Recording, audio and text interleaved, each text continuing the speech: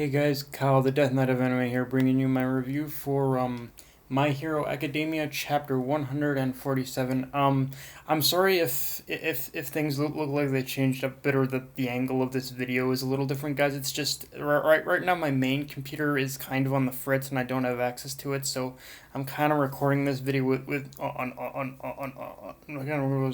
my laptop right now. So yeah, I'm sorry if the angle looks different or something like that, but yeah, but that's the whole reason why this video is gonna look different than the others. But yeah, let's not waste the time and let's just get into it. This is, like I said, this is my review for My Hero Academia Chapter 147, and right off the bat, the two main focuses in this episode of his first characters are Toga and Twice, and right off the bat, I want to talk about Toga going up against it would be Izuku and Aizawa. And right off the bat, I just love seeing Toga showing off that she's got more than just the ability to transform. Because I mean, I've always sort of known, and I think we have seen in the past that Toga does in fact have some form of fighting ability beyond just the ability to use her transformation quirk. But it's still kind of nice to see exactly just how much far of skill she actually has as a fighter, because like I said, as far as Toga goes as a character, she does seem to take on a bit more of the supporting sort of infiltration role, but it is good to know that when the chips are down, yeah, Toga, she can definitely she can definitely hold her own and hold her own against the best of them, especially the way that she was dodging all everything that Aizawa was dishing out at her. But yeah, it was just good to see in that respect. Also, there's a line that Toga says in this one that really caught my eye. She basically said how she isn't playing a villain. She's actually playing a relic, an artifact from an old time. I'm Toga the gangster. That's from the translation I read, and and the thing about that, like, on the surface it seems like a throwaway line, I guess, but honestly, like, that seems to be like like the whole thing of the gangsters and the gangsters, all the gangsters and the whole organization, whole gangsters and the yakuza, as the whole yakuza organization. They've been portrayed as being extinct for a while, or near extinction for a while, and we have to bring up the question of how long have they been extinct. Like, it really begs the question, like, if I had to bet, just throwing money out there on a bit of a theory, I'd have to bet they've probably been extinct since around the time that the golden age of quirks began, because uh, the golden age of quirks, like when quirks first began appearing, is what I mean, i.e. when quirks first began appearing. And if that's the case, I think that would make the most sense, to be honest with you, because if you think about it, with pretty much all these superpowered beings showing up, how would the government know how to distinguish those that are hostile and those that aren't? Like, how would the government immediately know that? Like, I don't think just setting up this whole. I don't think just simply setting up the whole system of registering in order to be a hero would really be that effective, unless there wasn't some kind of a test in order to prove that it works, to be honest with you. And if and what I imagine that whole test in order to prove that the hero system as a whole works would be, what if the test in order to prove that the hero system works was to pretty much eliminate the yakuza? I mean, it would, honestly, for me, it would make the most sense, because again, the world would need proof that the whole system of heroes, it can to some degree, even though we can all agree it does have many issues, that there was only proof that the hero system could in fact has an advantages, or can work to some degree.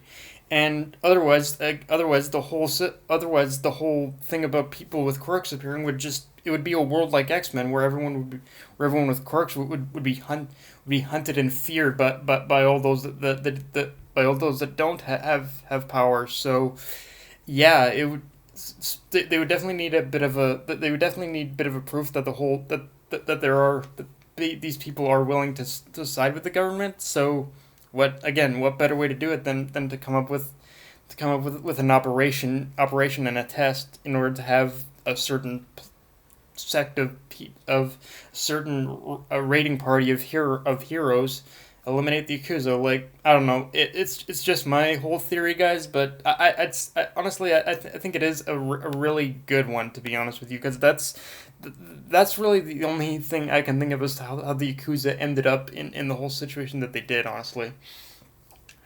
um but yeah, also, another thing we get is, like, in the end of this chapter, we see that Night Eye and Twice are ready to throw down. Now, correct me if I'm wrong, but I believe Night Eye did in fact reveal that he doesn't have access to his quirk for this part of their mission. He doesn't have access to his quirk in previous chapters, only because he was busy on he was using his quirk in order to set up for the mission. So if that is still the case here, that means that he doesn't have access to his quirk in order to fight Twice. So he's at right now he's at somewhat of a disadvantage, I guess, seeing as how he can't predict, if he doesn't have access to his quirk, he can't predict Twice's moves. But even though it does seem like a disadvantage, I do see this actually as a bit more of an advantage, because me as the reader, because I feel this would be a good opportunity in order to see exactly what kind of exactly what exactly how exactly what exactly to see more of what Night Eye can do, and not just in a supporting role, because he does have he was All Might's he was the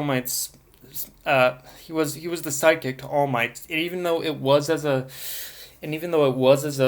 supporting role, he would obviously have some kind of a you'd think he would have obviously some kind of combat experience. So it will be interesting to see as a fighter just what Night Eye can do, because he isn't just, of course he can't use his quirk, but that doesn't mean he doesn't have anything else he can do in order to contribute to the fight, because he does still have that massive brain and intellect of his, and I'm sure even then he could probably cook up like a million strategies in his head in order to beat Twice. Although at the same time, I don't want Twice I don't want Twice to go down easy. Like, I want to see what Twice can do. Like,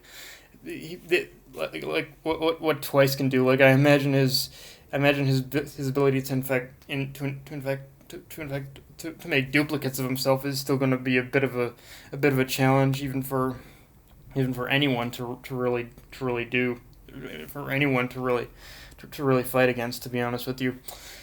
But yeah. Also, another thing we learn, we definitely get a lot more information on Mimic in this chapter. For those who don't know, he's the one who's been kind of twisting and turning the whole building as a maze in order to slow down the heroes. And we get a bit of a big exposition dump on Mimic, and that how he's basically a division leader of the 8 precepts, and it's honestly just it is showing, like, one thing I love, I'll say I like about this chapter a lot, is that it showcases that yes, the heroes are strong, but the villains are proving that they can't miss them in theater, and that they are cunning, and they are quick on their feet. And like I said, Mimic was depicted, was said to be a division leader of the 8 precepts in this chapter, and it is showing just in the way he was able to, he was able to make the most of his disadvantage in order to make it work to his advantage. Like, just in the way he was able to overcome his weakness of only being able to manipulate certain areas of it by also but by pretty much how he was able to overcome his weakness. Now, from what I understood of this chapter, the one way he overcame it is by doping himself on drugs in order to make his quirk work more effectively, Yeah, I think if that ain't like anything, that ain't another drug PSA to say don't do drugs, kids. Then yeah, it is definitely like don't do drugs, kids. But yeah, seriously, like that is insane. Like if he's using drugs in order to amplify his quirk, in order to that amplify his quirk, even if there's downsides, only just to make sure that he can use his quirk to his fullest advantage. That's just insane.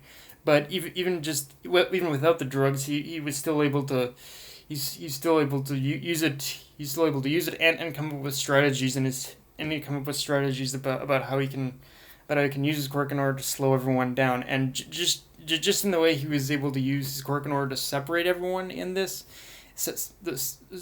able to separate our heroes. That is pretty amazing in what it's just amazing in what in what Mimic can do. And like I so and what the biggest thing for me, I think, about this, about the reveal of Mimic and what this is that Mimic isn't technically isn't that little guy like I thought. His actual body is in fact a big buff and brawny man. And like it is he in keeping with the usual, and in keeping with the usual with the usual idea of mafias and whatnot. You can see he sort of has that he is that he is he that Mimic has that. I think it's sort of a look for a gangster of for a made man in a gangster film or whatnot. So yeah, it's funny to see how